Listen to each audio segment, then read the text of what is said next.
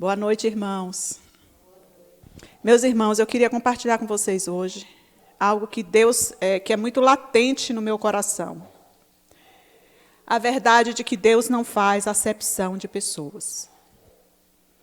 Quando eu me converti, eu era muito ciumenta com as coisas de Deus. O pessoal dizia assim, eu ouvi Deus, Deus falou comigo, eu ficava num ciúme. Como assim que Deus falou com ela e não fala comigo? Eu nunca ouvi Deus, aquilo me incomodava de uma forma. E eu tinha sempre a impressão que Deus se importava com todo mundo e não comigo.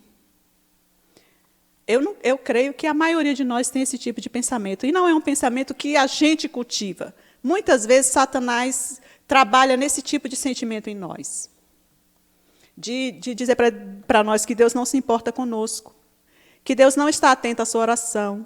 Que Deus atende a oração de Amarilis e não atende a sua. Eu vou pedir a Amarilis para orar, porque ela é uma mulher de fé. Deus responde a oração dela. Isso não é verdade. Nós somos filhos na casa do nosso Pai. Não existe oração que Deus não responda. Porque se fosse assim, Ele não seria Deus. O nosso Deus não faz acepção de pessoas. Outro dia eu comentei com Rita que uma das passagens que mais ministra meu coração é a passagem que Deus fala com Caim. Deus chama Caim, Deus vê Caim planejando o assassinato de Abel, ele cultivando aquele sentimento, aquele desejo de matar Abel. E Deus chama Caim, fala, Caim, deixa eu dizer uma coisa para você. Esse desejo é contra você, deixa eu alertar você, isso é contra você. Ou seja, Deus fala com todos nós. Deus não tem prazer na nossa derrota, na nossa destruição. Deus não está interessado em nos fazer sofrer, em nos deixar padecer. Ele é o nosso socorro, bem presente na angústia, na tribulação. Em Deus não há acepção de pessoas.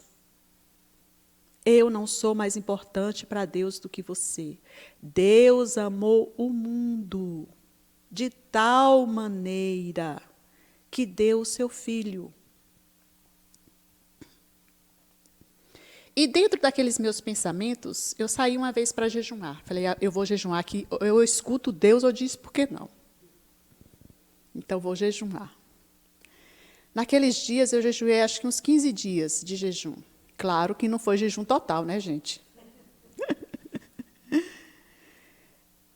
E um dia daqueles lá, eu estava deitada, orando no Espírito Santo, no sofazinho da casa da chácara, era uma chácara onde eu estava.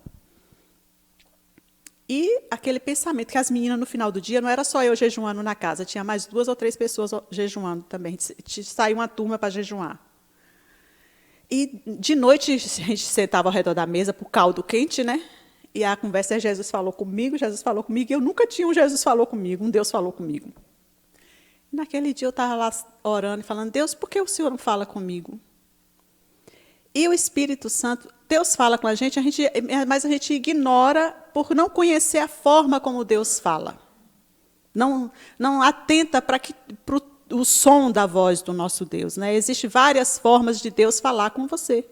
Nesse exato momento, Deus está falando com você, usando a minha voz, dizendo, eu não faço acepção de pessoas. Esse fogo no seu coração é a presença do seu Pai dizendo para você, você é minha e eu não faço acepção de pessoas. E naquele dia, eu deitada no sofá orando em línguas, o Espírito Santo, hoje eu sei que era ele, me lembrou um versículo que está em Romanos. E é justamente esse versículo, que ele não faz acepção de pessoas. Ele é o Deus que responde à oração de todos nós. Em mim não há acepção de pessoas, o Senhor diz. Eu sou o Deus que responde à sua oração. Existem várias formas de orar. Vocês conhecem a oração silenciosa?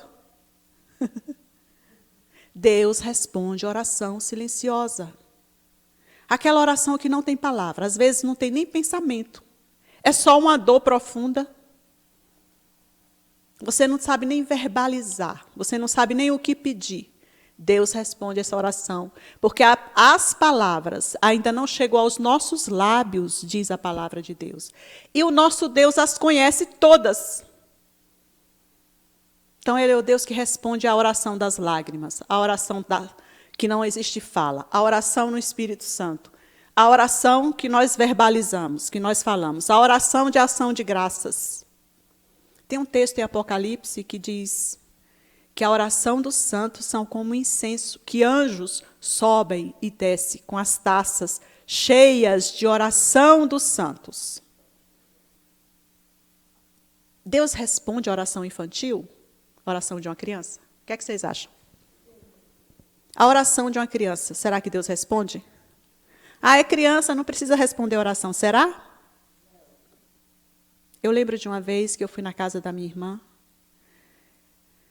e conversando com meu sobrinho, na época, ele tinha 7 anos de idade. E eu ministrando sobre o Espírito Santo e o poder da oração no Espírito Santo. Para ele tinha 7 anos de idade. E eu estava usando o texto de Davi, como Davi matou o leão, como Davi venceu as suas adversidades ainda jovem, como Davi venceu o medo. E que o Espírito Santo é aquele que nos ajuda em todas as coisas, inclusive a vencer os nossos medos.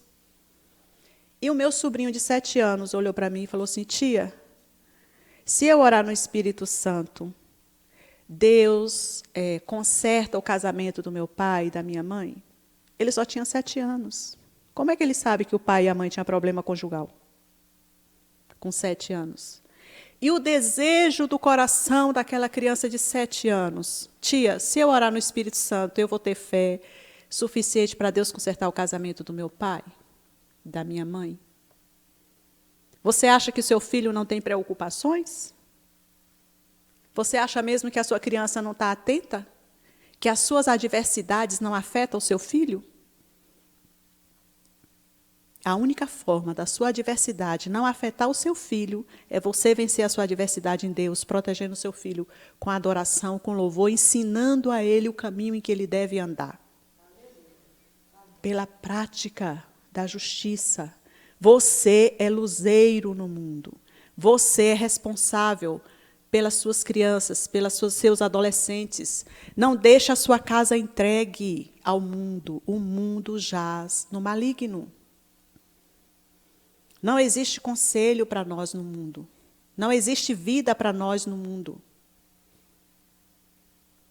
Bom, e baseada nessa verdade, que Deus não faz acepção de pessoas, eu já deixei aberto aqui o texto que eu quero ler. 2 João.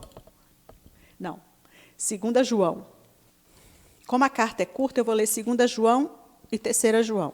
É no finalzinho, já perde Judas, Apocalipse, por aqui. 1 João 1.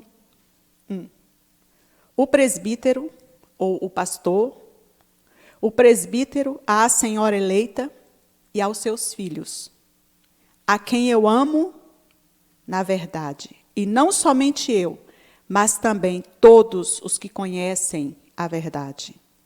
Por causa da verdade que permanece em nós e conosco estará para sempre. A graça, a misericórdia e a paz da parte de Deus Pai e de Jesus Cristo, o Filho do Pai, serão conosco em verdade e amor. Nós somos da família da verdade. Temos o Deus da verdade, a palavra da verdade, o Espírito da verdade, e a verdade está em nós. E a verdade é que o nosso Pai não faz acepção de pessoas. Não há melhores para o nosso Deus, não há maiores para o nosso Deus. Não há grandes homens de Deus, grandes mulheres de Deus. Existem filhos e filhas amados que andam na verdade, que amam a verdade.